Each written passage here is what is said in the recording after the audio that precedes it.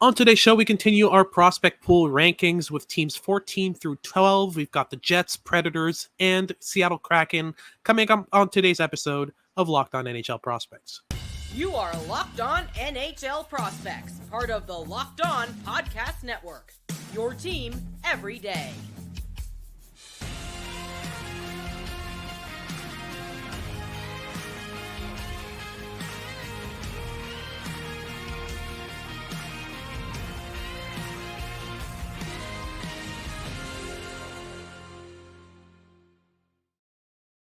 Hello, and welcome back to Locked On NHL Prospects, part of the Locked On Podcast Network, your team every day.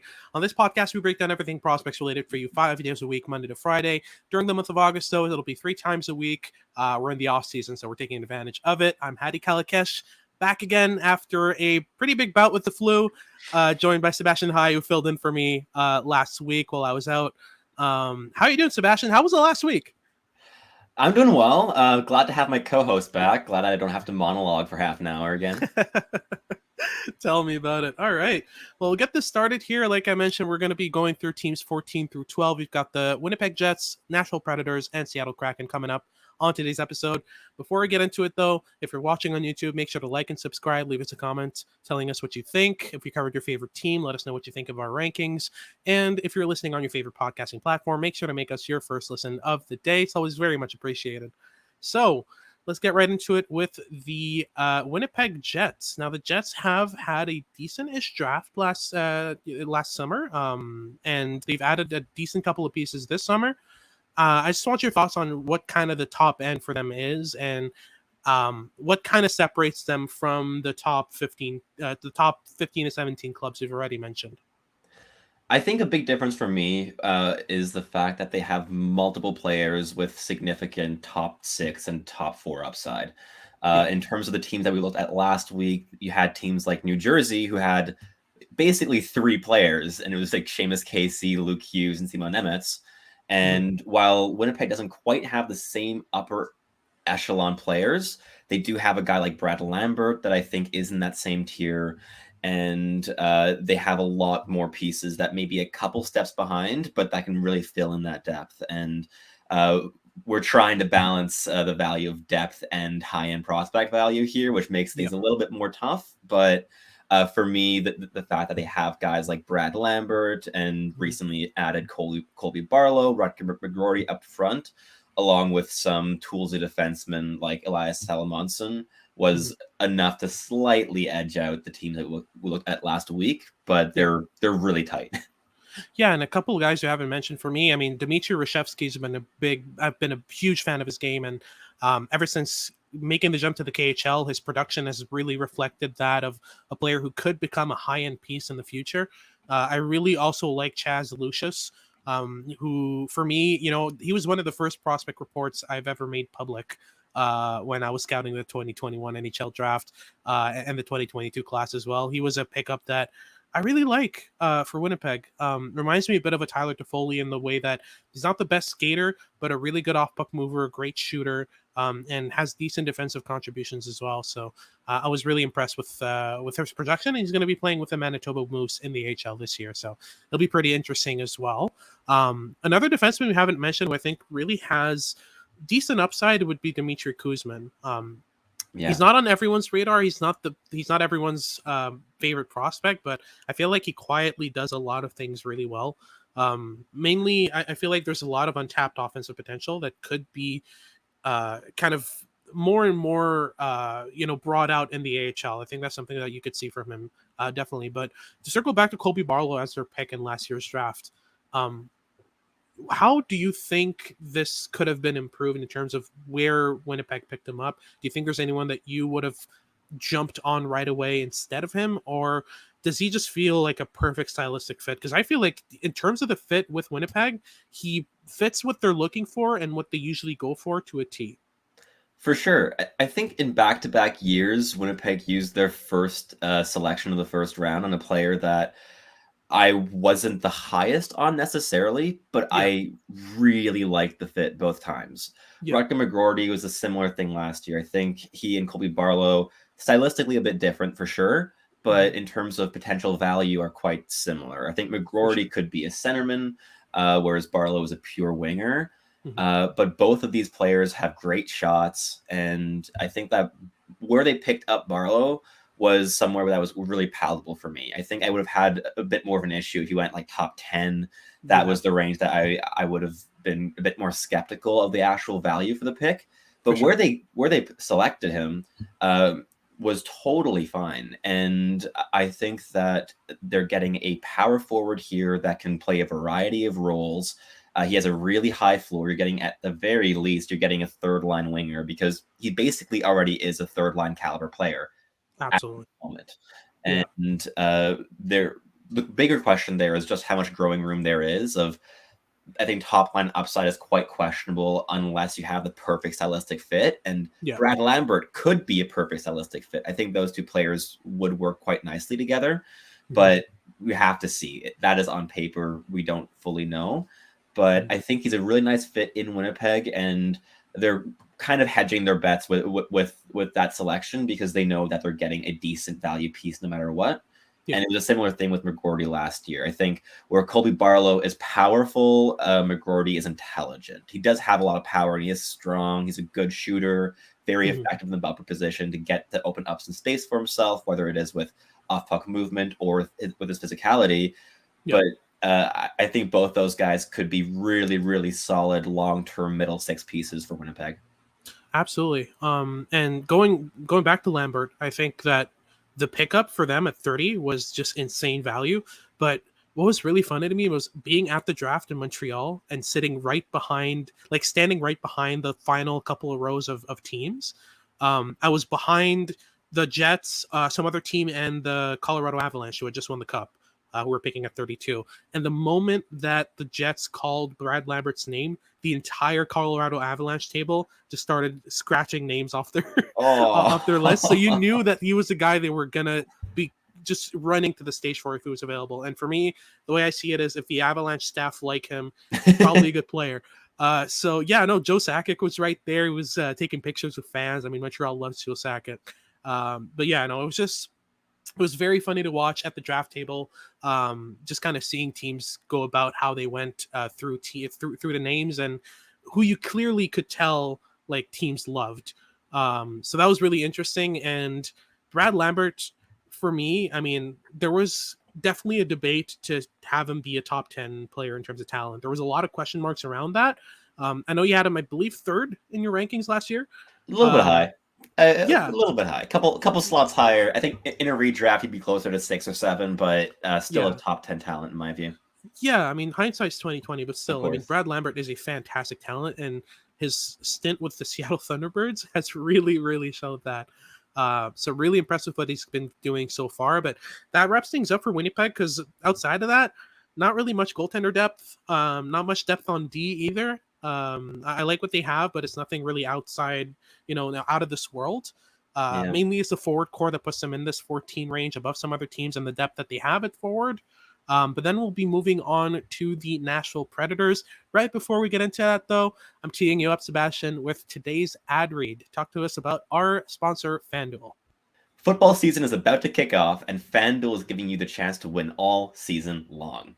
Because right now, when you bet on a Super Bowl winner, you can get free bonus bets every time they win in the regular season. Just pick any team to win the Super Bowl, and you'll get bonus bets for every single victory. You can use those bonus bets on anything, ranging from spreads to player props to over and unders and far, far more.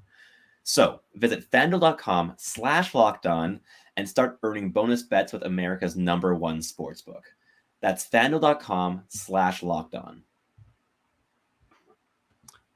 All right, so moving on to our second team and our second segment, team 13 in our countdown to the best prospect pool in the NHL, we have got the Nashville Predators.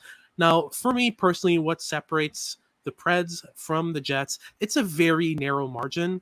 I mean, we racked our heads a lot, kind of breaking down this kind of glut between 20 and I'd say like 8 to 7. It's been a really, really tight kind of range of teams, but for me, the main separator is, first and foremost, Yaroslav Askarov, an extremely solid goaltender prospect who hasn't reached the cutoff yet for our kind of breakdown for prospects, which for goalies is about 15 or 20 games. We were a bit less generous with the forwards with 10 games as our cutoff, but for me, Yaroslav Askarov really pushed the Preds ahead of the Winnipeg Jets, because at forward, it's fairly similar outside of Brad Lambert. You know, they've got the likes of Joakim Kemell, Matthew Wood, who they just recently added. They added Aiden Fink, who I'm a big fan of, and with their last pick of the 7th round, the last pick of their former GM's career as well. Felix Nielsen's fairly interesting, but let's go through some of these names. We'll start off with Matthew Wood. I like what I've seen, and he's a player, another player who reminds me a lot of Tyler Toffoli. I know you've had that comparable all year. Is that the easiest comparable outside of maybe Oliver Moore and Dylan Larkin? Is there another easier comparable than that, or is that kind of the easiest kind of comparison you can bring to a player?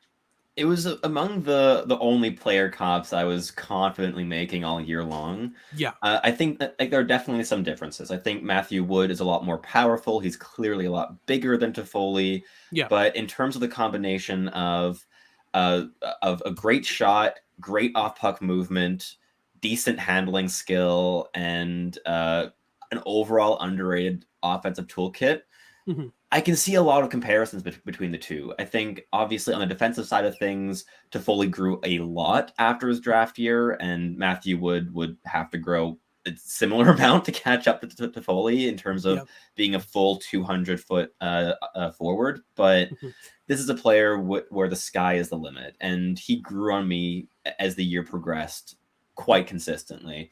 I think that he really showed a ton of progression, learning how to play against higher end competition, learning how to use his physicality and how to compensate for poor skating, and how to still be a highly effective NCAA player. He started using a lot more delays. He is very aware that his skating is a limitation, and he uses every other tool he has to compensate for it really intelligently. And while he is not a slam dunk top 6 player in the NHL, he has all the tools to become that type of piece with another 3 or 4 years of development. So apart from Askarov, he probably is my favorite player in this prospect pool. I think he's a couple of steps ahead of Joakim Kemell in terms of pure upside. I think that he's a far stronger handler. I think the shooting skill is comparable, but Wood has more growing room there. And Matthew Wood has really shown a lot of playmaking growth in the last year as well, whereas Kemell is still a little bit predictable as being primarily a shooter. Yeah. On top of having Wood and Askarov as two kind of high upside pieces at the top of their prospect pool, you've got a lot of depth here. I mean, Tanner Molendyk, for me, very, very good bet. I mean, I probably wouldn't have taken him in the 20s, but for me, he has the rush defending of an NHLer already. And if you can just make him a tiny bit more well-rounded, work on his on his stick handling ability, make him more confident with the puck, just bring out that toolkit a bit more. He's got the skating and the rush defending to be a very, very good piece in the future in the NHL. You've got on top of that a guy like Felix Nielsen, who they added in the 2nd round last year, who I'm a huge fan of. Favorite? You know that fairly well. I'm a huge fan of his, and for me, he just screams NHLer. The board game, the pro habits, the inside game. I mean, I'm a big fan of what he brings, and I feel like it's just a matter of time before he's wearing a Preds jersey. Then you add to that Joey Willis, who they added in the mid rounds. Joey Willis is another of those kind of high floor, low ceiling type of players who can absolutely work it defensively. I mean, he outworks a lot of players on any given shift. Ryan Ufko's in there as kind of a depth piece. Jack Mateer. I mean, there's a lot of depth here. Do you feel like that's what pushes him above the Winnipeg Jets? For sure. I mean, there's a lot of pieces in this Nashville pool, and a lot of them aren't guarantees for sure, but with that quantity, you are going to find some decent depth. And guys that we haven't even mentioned yet are like Reed Schaefer, who was a big piece in the return for Matthias Ekholm, who, in my view, doesn't really have too much top 6 upside, but could be a really fun bottom 6 energy guy. Luke Evangelista is also a skilled, slightly undersized forward who could push for a top 9 role in a couple years' time. You have a lot of pieces here. I think Callan Lind was a really nice pickup at the draft this past season and fits their identity perfectly in terms of adding intensity and grit and violence in a package that also has decent goal scoring and some playmaking flashes. Like, Yeah. there's a lot of fun players in here. And I think one last one I'll throw into the mix before I let you go off with your last couple ones would be Kasper Kolonumi. This is a player who's a fairly mobile, intelligent defensive defenseman who won't be a stalwart top 4 piece necessarily, but could be a really reliable number 5. And I've always respected the way he plays the game. I think he got picked a little bit later than he probably should have in 2022. And he will marinate over in Finland for a couple years probably at this point. But I think the Preds could get a decently effective number 4, number 5 defenseman out of him. Absolutely. And you mentioned a player who brings violence and goal scoring ability. And it's just funny that we haven't even mentioned Zachary Lheureux in this conversation, because that's him to a T. I'm not sure how far his temper is going to take him, because it's pretty absurd. I think he got in a fight with a fan. He speared a fan in in the queue, but he's going to be playing in the AHL. He's going to be surrounded by pros who are going to kind of keep him in check. And hopefully he can take that temper and redirect it on the ice in a way that really helps his game, because, man, he's got some skill about him. He's able to make plays really well. He's able to find pockets of space to shoot from. His skating's decent enough that I'm not worried about him being able to keep up with pro pace. So we'll see what he brings with Milwaukee this year. We haven't even mentioned Anton Olsen on D. We haven't even mentioned Adam Ingram. Yeah, Adam Ingram is a fantastic pick for me. I was a big fan of his in this draft year, and he's looked pretty good so far. So a lot of depth pieces. Even Dylan McKinnon could be in that conversation. They got a lot of viewings on him from watching the Halifax Mooseheads. So I'm sure that kind of played into their pick of him, a safe guy. And obviously Luke Prokop was the first openly gay prospect or junior player from the CHL, and he's been playing really well.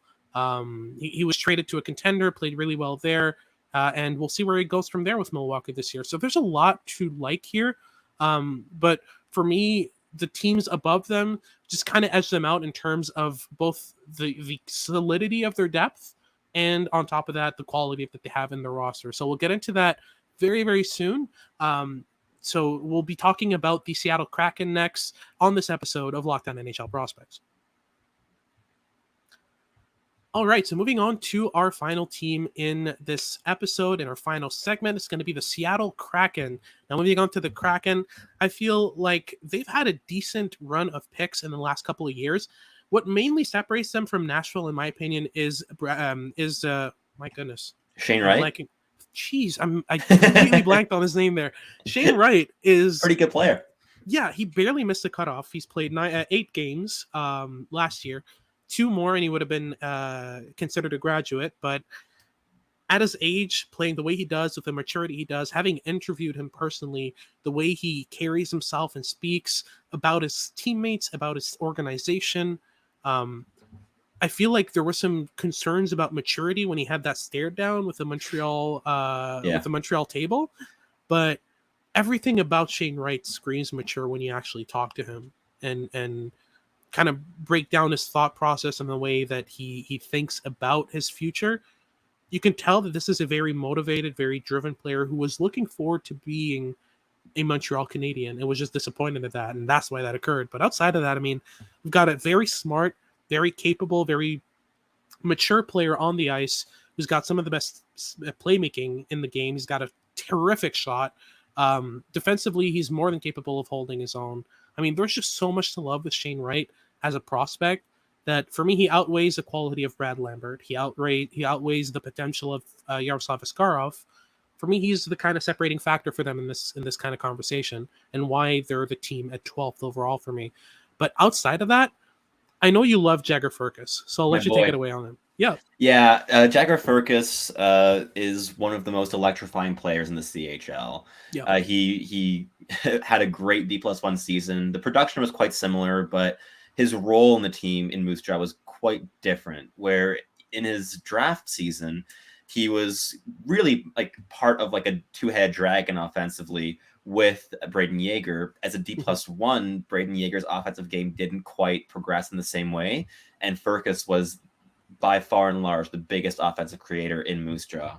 and he thrived in that role. This is a player who had a top 3 shot and goal scoring threat in the entire 2022 class, probably a top 3 or top 5 handler in the class, and probably a top 5 smartest player in the class. He is really, really versatile offensively and extremely shifty. He's a good skater, and he's really started to layer in a bit more playmaking into his game. At the very least, he opens up his body for passes and passing threats and then decides to shoot anyways, but he's using his passing as an actual goal scoring tool now, and vice versa. He's really progressed quite nicely, and in my mind was not a player who ever should have fallen past 20, let alone past the first round. And I think that Seattle did exceptionally well to pick him up at 35th overall, I believe. And he is a player that has significant top 6 upside. I think he could complement a guy like Shane Wright very, very nicely. Same thing with the Matty Beniers. And Seattle's going to be quite fortunate to have a player as skilled and versatile offensively as Firkus. Now, he's not a great defensive player, but that's not why you have Jagger Firkus. You have him to score goals and to create offensive opportunities, and he just keeps getting better and better and better at that with time. Absolutely. I'm a huge fan of Jagger Firkus and what he brings to the game. I feel like in that draft, he was probably my favorite goal scorer in terms of the accuracy, the velocity, the strength on the shot, and just the mechanics overall were so refined with him that it was really impressive to watch him go about it. But for me, what makes Seattle the true 12th team on our rankings is the defensive depth that they added in last year's draft. Just talk me through the additions of Lucius Dragicevic and Caden Price in this year's draft, and how that changes the kind of outcome for them regarding what they could have on their decor moving forward. Yeah, I think Caden Price and Lucius Dragicevic were 2 really good value pickups at the 2023 NHL draft. These are 2 WHLers who, despite being very raw as players, and they both need at least 3 or 4 years before they get even challenged for a roster spot, are quite high upside pieces. I think Caden Price is a player whose toolkit just makes scouts salivate. The decision-making is routinely quite questionable, but he was one of the younger players in the draft class, and he's a very good skater, has great reach, has decent gap management, and is a strong puck mover when he wants to be. There are moments where he's deer in the headlights against incoming pressure, and he's not necessarily consistently dynamic, but there are enough flashes to be quite hopeful that you can really foster that. And I think Seattle's an organization that has already done that with 2 players previously, with Ryker Evans and Ty Nelson in their D+, in the seasons after both were drafted, and Ryker Evans was drafted as a D+1 already, but in their seasons after being drafted, both quite exploded, and in terms of being a lot more consistently dynamic, and in terms of refining their habits and making their entire games a bit more cohesive and enabling them to really show their skill more routinely while also mitigating defensive risks. And I think if they can apply the same logic onto Price and Dragicevic, you might get 2 very interesting players out of this. Dragicevic is a very good puck mover, a really strong offensive distributor with flashes of exceptional playmaking, but he was the worst defensive transition defender in the entire draft class by a fair margin in 2020. And actually the worst I've ever scouted personally. I would not disagree. Like, there are a lot of issues in his game that will need fine-tuning, and I still think that they have an option of developing him as a winger if they want to do that, but they'd have to start on that pretty quick.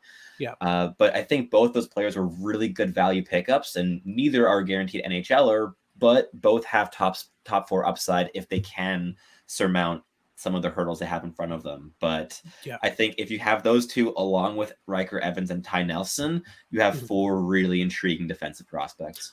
Absolutely. For me, that's the separating factor. But on top of that, quick word on Eduard Šalé and that pickup in the first round. For me, I feel like there was a bit of an overcorrection with Šalé. I understand that defensively pretty much gives nothing, and it's pretty rough to watch him in his own zone at times. But he was placed in a scenario in the Czech Pro League where he was kind of shoehorned into that role because of his size and the way that he plays, where he was kind of shoved into a defensive role on a very conservative, very old school team in terms of the tactics that they employ and the way they want their wingers playing. It's just not Eduard Šalé's game. And I feel like now that he's going to Barrie in the OHL, we're going to see a very different Eduard Šalé, an Eduard Šalé who's just freed up to play his offensive game the way he can, because I'm having a hard time naming you a better off-puck mover and shooter than Eduard Šalé in terms of how quickly he gets open and how quickly he gets a shot off, outside of maybe the top 5 in this draft. For me, he's got that ability as a top 5 ability in the draft. Just the way he opens his hips and releases on reception is very, very interesting. And for me, that could be developed into a cornerstone skill of his kind of profile and toolkit. Then you build around that. If you're able to make him a better skater, if you're able to make him a bit better physically so he can push off of defenders and get a stick ready even better in the offensive zone. If you're able to make him work the boards and the half walls even better, make him a power play threat as well, from mid-range, from the hash marks, fantastic. I feel like there's a clear pathway to a top 6 for Šalé if he's developed the right way. But like I said, you're never going to get a defensive stalwart out of Šalé. That's just not his game. If you're able to get that out of him, it's a freaking miracle. But outside of that, I mean, you also add Carson Rehkopf to that, who is, for me, one of the most inconsistent players in this last draft, but also one of the most skillful at his best. On his day, the shooting, the goal scoring abilities out of this world, the stick handling's out of this world. Not the best skater, but he can move really well with the puck and wriggle his way out of trouble really well. But for me, it was the passiveness and the lack of consistency in this game that really pushed him back. I don't feel like I ever saw the same Carson Rehkopf in any 2 given games that I've scouted of him. And I've watched a lot of Kitchener, so that was one guy who I was trying to look forward to seeing more and more of and didn't really pan out the way I think it was. But then you look at the influx of talent that they're getting in Coachella Valley, a team that's already stacked and already made a deep playoff run in the Calder Cup. Guys like, you've got a guy like Tucker Robertson, who just finished his OHL career, who's really good. They've added a bunch of different pieces, like Ryker Evans is going to be a returnee, Logan Morrison, a couple of guys who are really going to be kind of showing off what they can do, Jacques as well. But one name we haven't mentioned that I still found fairly interesting enough to mention would be Zeb Forsfjell. For me, that was one guy who probably should have gone a bit higher than he went. But you've watched a bit more of him than I have, so take it away. Yeah, Forsfjell's really skilled. He's quite fun when he has some room to get going, and some runway. He can really pick up some nice speed. He has to work on his acceleration, but all that is going to come with added lower body strength. He can be held a bit to the perimeter, but when he's given a lane to the inside, he usually takes it. And he's a solid handler, decent playmaker.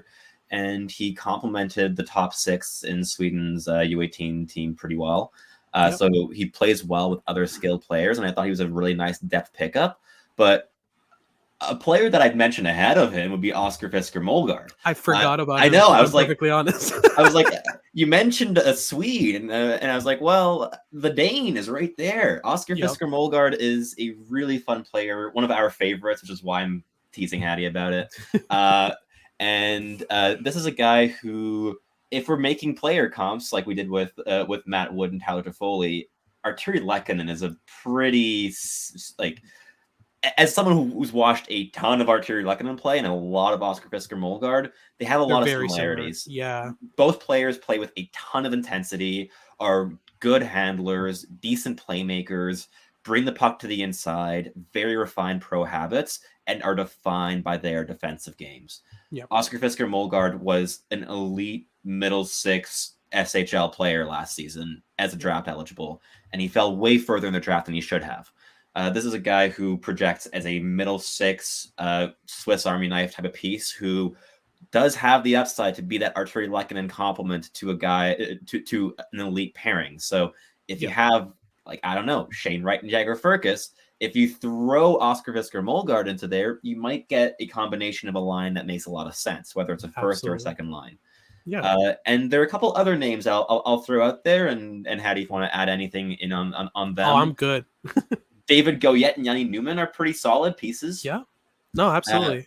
Goyette's a really strong playmaker, and I thought that he progressed quite nicely as a D+1. And Yanni Newman, I thought got picked a little bit higher than I would have gone for him in 2022, but he progressed quite nicely as a D+1, and he adds a lot of skill to the mix in quite a nice frame too. So Seattle has a combination of a lot of depth, maybe not quite as much as Nashville, but it's quite close.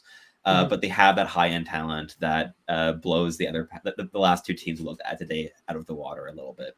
Absolutely. And that's why we have him at 12. But that wraps things up for today's episode. Thank you very much for tuning in. If you're watching on YouTube, make sure to like and subscribe. Leave us a comment. Let us know what you're thinking. And if you're watching on if you're listening rather on your favorite podcasting platform, make sure to make us your first listen of the day. For your second listen of the day, make sure to check out Locked On Sports Today for all your news and updates about the sporting world. And stay tuned for our next episode coming out later this week, where we're going to be covering teams 11 through 9 to kind of jumpstart our top 10 and get right into it. We won't spoil you the teams yet, but we'll get into it fairly soon. Thank you very much for tuning in, and we hope to see you next time.